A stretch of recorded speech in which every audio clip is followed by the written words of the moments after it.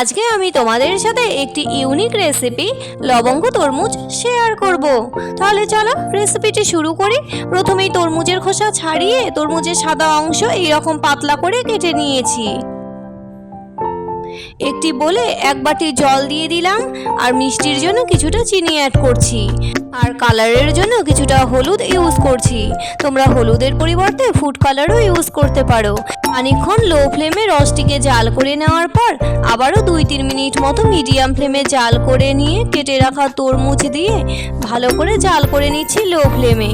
তরমুজ নরম হলে তরমুজটিকে নামিয়ে একটি বলে তুলে রাখছি। এখন সন্দেশ বানানোর জন্য কিছুটা ছানা নিয়ে কড়াতে দিয়ে দিলাম, তার সাথে কিছুটা চিনি অ্যাড করছি। এখন লো ফ্লেমে ভালো করে জাল করে নিচ্ছি।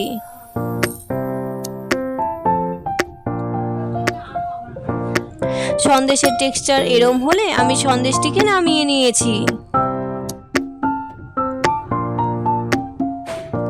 এখন সন্দেশকে এইরকম ডেলা পাকিয়ে তরমুজের ওপর দিয়ে তরমুজটিকে এইভাবে ফোল্ড করে নিচ্ছি।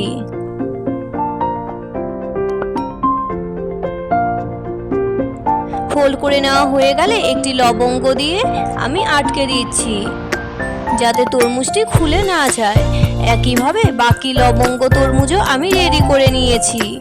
তাহলে বন্ধুরা, আমার আজকের এই রেসিপি তোমাদের কেমন লাগলো অবশ্যই কমেন্ট করে জানিও।